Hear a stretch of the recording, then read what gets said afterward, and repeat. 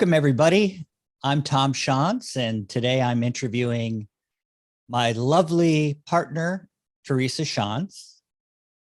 And we're talking to you from the middle of the country here in the heartland in Winterset, Iowa. Today, we want to celebrate Teresa's second anniversary of her podcast, Enthusiastically Spiritual. And on this day, we're starting my inaugural podcast of the Spiritual Executive. So we thought we'd switch roles and give me a chance to find out some more about Teresa that I don't already know, and maybe some of you out there don't know. But in line with a spiritual executive, a little bit of background. You want to say hello first, Teresa? Hello, Teresa. Hello, everybody. So, we've been together for 5 years. I've known her for 5 years, coming up on 5 years, and in this life anyway.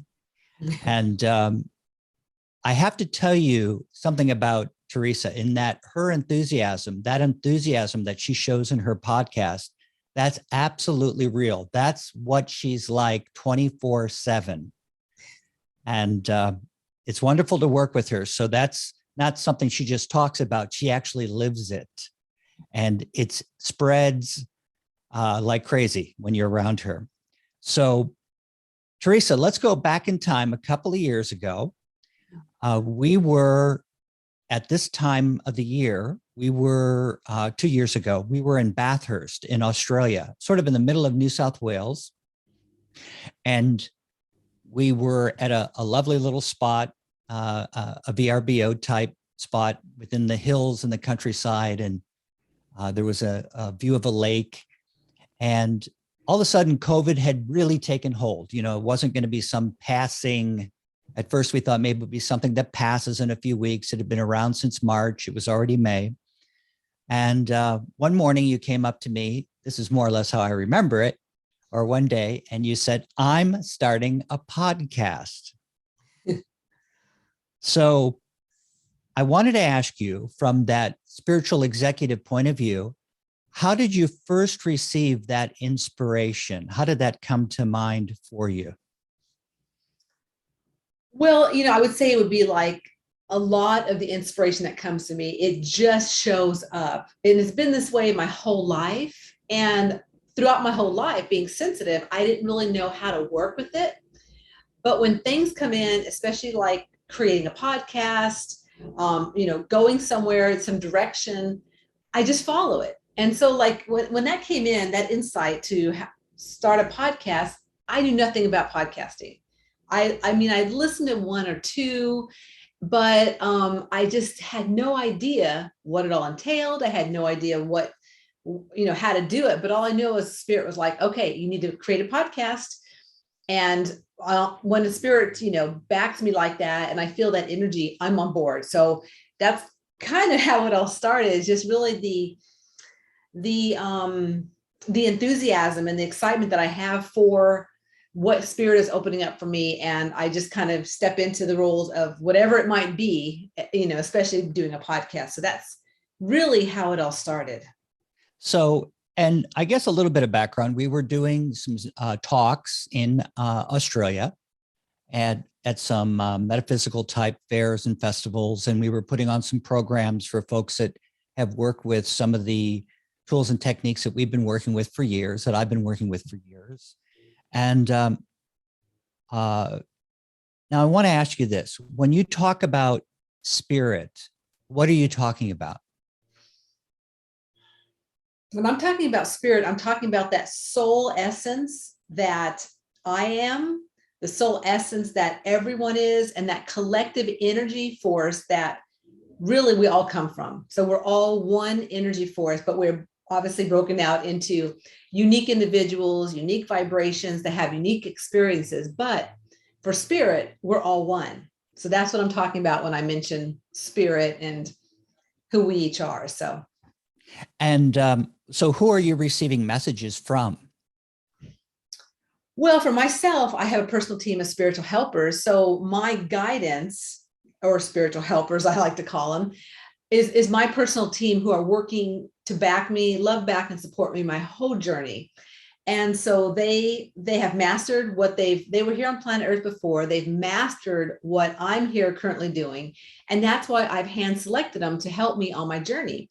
So I'll tell you, I have a couple different unique ones. One is actually a gentleman who in his last incarnation, he was actually an African. He was in South Africa, and he was a politician.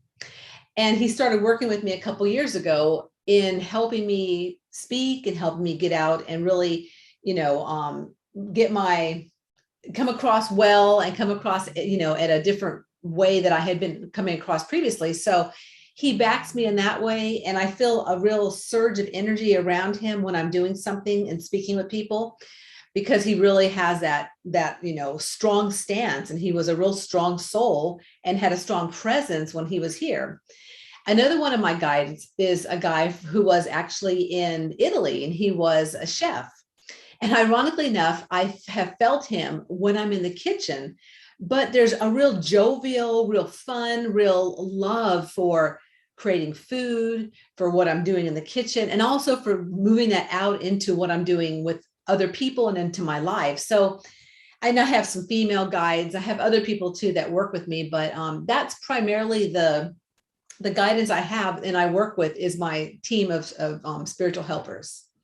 Okay. So would you say that some of the work you're doing now, is this something you came to do, or is there something for you spiritually in doing this work? I mean, how have you found yourself in these opportunities? Well, for myself, I have found that each opportunity is like a stepping stone to what's the next opportunity. So yes, right now, what I'm doing is for my soul's growth and sharing the way I'm sharing, and also sharing other people and what their services are in the world and what they're here to offer in the world. It really just lights me up. And it really also gives me that, that what I call win-win-win situation, and feeling like a win for me, a win for them, and a win for spirit. So definitely everything I'm doing in my life, no matter if it even like is, going to the store or going to get a massage or going to do this and that, it's all a piece of what I'm here to do and my purpose. And so I don't discount anything I do, because everything is really a part and a piece of my personal journey. So yeah, definitely doing this podcast, it's been an amazing 2 years. Oh, so much growth and so much expansion and so much awareness of myself and who I am and how to come across with my guests on, as well as with the listeners who are amazing around the globe, listening to this podcast and getting the insights for them. So it's really just a stepping stone. I guess that's a kind of a long way to get back to your question, Tom, but it all is part of my journey for sure. So I guess it sounds like that your spiritual helpers or your spiritual guides, they really move in when you're doing your thing, when you're living your thrust in life. By the way, what is your spiritual thrust? What's your theme? Well, my spiritual thrust this lifetime is the follow through of my heart's desires. And I found that out a couple of years ago, because Tom and I actually offer a coaching session, which we can share with you through your guidance and our guidance, what your unique spiritual thrust is this lifetime. And when I found out what mine was, it resonated with me to my core. And I realized that this is something, the follow through of my heart's desire, that I've done my whole life. And the things that were not within my heart and not something I needed to be really working on, or I had that joy and that enthusiasm behind it, I'm not 100% on board. I shouldn't be, but it's not beneficial to my soul to be doing certain things if I'm not moving from my heart in what I'm doing. So learning and understanding and feeling my spiritual thrust has just amplified really my whole journey, especially with looking back when I wasn't in a spiritual, maybe consciousness or awareness, but that ability to really still embrace that, even though I didn't know really what it was all about. So it sounds like you're giving your spiritual helpers a lot of opportunity as well to help you through the opportunities that you've decided that you've been attracted to. That's what I hear you saying. Oh, without a doubt, Tom. And what I want to also emphasize too is the fact that, I never really realized I had a personal team of spiritual helpers, but I've always had help my whole life. And I mean, there were times when I got in predicaments, situations where I could have checked out, or I had, major problems happen or accidents. And I realized, and looking back at a lot of those, that my God, my personal team really backed me and were really there to support me as I went through different situations. Because, and so in looking back, it's exciting to know that, yeah, I mean, each of us has a team.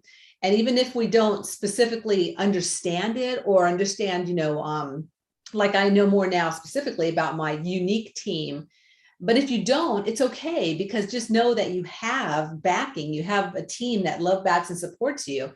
And that was exciting to me because I have always felt this throughout my whole life. And I just didn't know how to really work with it in the same way I do these days, or how to embrace the fact that, my God, I've got this team that's working with me, that I'm never alone. It's super exciting.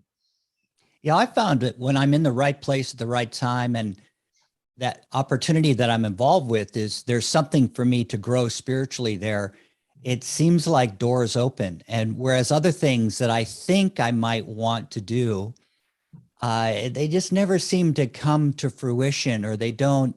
Or for example, I'm working with what others want for me rather than what I truly feel like I want. Then that's when things don't seem to fall into place. But if that's really working from my thrust, which is to be happy and free, if that energy, that feeling is flowing through that opportunity, I find the doors do open, and my guidance can be of the greatest service to me. In fact, the feeling I get is that they're like supremely happy and chomping at the bit to help me in those areas that I've really come to, learn and grow from. Some of these things, though, that we choose can be kind of challenging, yet fulfilling. I mean, sometimes I find there's that fulfillment that comes with that challenge. And when it comes to your podcast, when you receive that inspiration, how did it kind of evolve for you? How does your podcast take in its form? Well, when I started the podcast, like you said, we were in Australia, we were doing some mind, body, spirit festivals, and we really had just started embracing tntspiritworks.com and our business. So I wasn't really out there doing too much, not having very many clients, because we were really just getting things started. So this podcast for myself, when I started, I was just sharing personal stories of how I'm a super sensitive soul, having these really strange, bizarre, sometimes, mystical experiences throughout my life. So bringing those forth, and of course, the many morsel bites I always talk about. And then it started developing into, well, I'd love to share other people. I'd love to share others' journeys and what they're going through, and also the services that other people provide that others might resonate with, because, we're all a big community of really spiritual souls out in the world sharing and being an expression of who we are. So it's exciting to share one another. One thing that came to me about being a spiritual leader, or whatever you want to call me, way shower, is that in spiritual work, there's no competition. We're all out there in our uniqueness. There's billions of people we're trying to connect with and work with and help really evolve and understand what they're working with spiritually. So doing that through my podcast has been so, for myself, it's been so, obviously it's made my enthusiasm, skyrocket, but it's been so fulfilling. It's been so rewarding. It's been so, it's filled me up completely. And the fact that, there are listeners around the world that listen to it and, gather something from it because they keep listening. So that excites me too. And that really just fills me up inside, and that joy, because I just love to share my stories as well as share other stories and services in the world of what other people are doing. So to give us a perspective, when you'd never done anything like this before, had you? No, never. And to me, you seem like a natural at it. You're very good at it. What have been some of those highlights that you've had so far? I mean, what are some of the things that have really brought you some joy, or that sense of fulfillment and accomplishment, even if you didn't have so much joy that day? Okay. The thing that comes to mind first off is the fact that when I meet someone, no matter where they're at, I see myself in them. So, because I really feel that we're mirrors to one another. So, like I've had a couple guests over the last couple of years that were on, we're well renowned, and we're on a, maybe I might say, their business has been really gangbusters, and they're doing more out in the world, and they're, yeah, well renowned. I mean, I've had a couple people that were on The Secret, and which is, if anyone knows what The Secret was, that was a really well received book, and it went into a movie, and it was, gangbusters. Everyone's about manifesting and The Secret.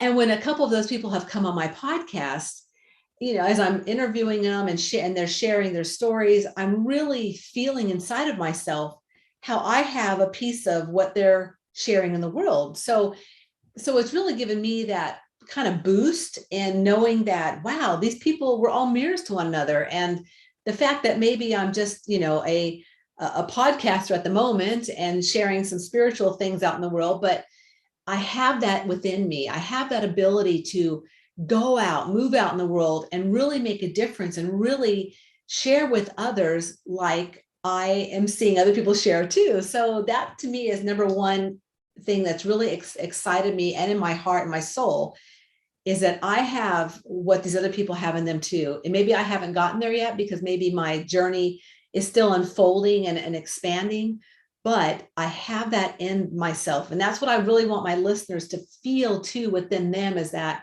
no matter where they're at, they have that within them too. And they can access different variations, different, aspects of themselves, because I feel we're multifaceted. We've got all kinds of different, pieces to our puzzle.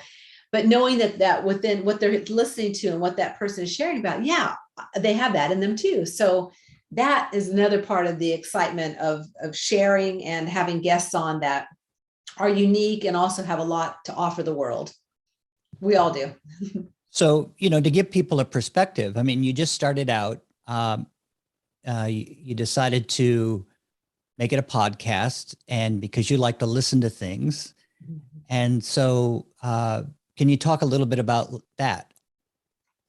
What your first spiritual gift is, and how you operate? Sure. So we all have 4 gifts in us, and I've talked about this several times on the podcast. One is your gift of prophecy, gift of vision, gift of intuition, and gift of feeling. And one of those is the key way that each of us communicates and also receive messages from our guidance. So my number one way is I'm clairaudient, or what we call in our work is I'm an intuitive. So through that ability of clear hearing, I get that from my insight, from my guidance every single day. Through sometimes words come straight in. Like the other morning, I woke up and was thinking about something, and I heard, that's too much. I'm like, I needed to hear that today. So that was perfect. Then there are days when I get up and I hear a song, and I'm like, oh, I really needed to hear that today. So that clairaudient aspect of my gifts, and that being my first psychic perception, we'd like to call them, doing a podcast is like right up that alley of listening, of being heard through the clairaudient, through my, my speech, through that relating in my throat chakra, that area. So really, it all makes sense of how this kind of came into form for myself, and what I'm made up with, and how I work with those psychic perceptions. Cool. Now, what were some of the highlights? I mean, who are some of the, and what has really brought you some joy in this situation? Well, like I mentioned earlier, I mean, some of the guests I've had that were actually, some people that were on The Secret. I've interviewed Karen Salmonson, who has been around for decades doing some really big, amazing, inspirational work in the world. I mean, I've had a lot of people on. I can't think of, like all the names that come to me now, but the people that have been on, I guess I'll say that each one has added to my journey. Each one has had a uniqueness, has had, even though a lot of them have been authors, but they're all different variations of authors. Like I recently had Amy Edelstein on, who, did a trek in the Himalayas back in the 80s. And her journey was so powerful and so inspiring. And just the variation of her coming on and sharing that, and then what she's doing in Philadelphia right now with the inner city kids, and helping them tune into how to meditate and how to understand how to, be grounded, and and the shift aspects of them when they're, these are teenagers, when they're, you know, having challenges in the community or with other teens their age, they're able to really, you know, stay calm and understand how to kind of work through it. So some of those things, some of the ways that people are showing up in the world and what they're doing just inspires me with that enthusiasm to keep going and keep sharing, because there's so many people in the world doing so many amazing things. So when it comes to your format now, I mean, you started with an idea, and how many episodes have you put out at this stage? Oh, I don't know, Tom. These are statistics. I'm not good with statistics, but I mean, like right now, I don't know, what am I at, 44 for season 2, and I don't know, I did over 100 or something for season 1. I don't know, maybe close to 175 or 200, because when I started, I was doing it twice a week because I was gangbusters, not a lot going on.